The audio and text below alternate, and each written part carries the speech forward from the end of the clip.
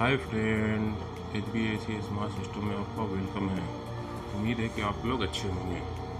ये York company का 4TR का आउटडोर है। इसका कंप्रेसर ऑन नहीं हो रहा था, कूलिंग नहीं हो रहा था।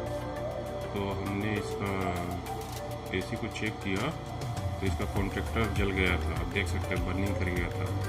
तो मैंने इसका न्यू कॉन्ट्रैक्टर लगा दिया, रिप्लेस कर दिया। उसके बाद से आपका कंप्रेसर नॉर्मल एम्पियर लेके चल रहा है, आप देख सकते हैं।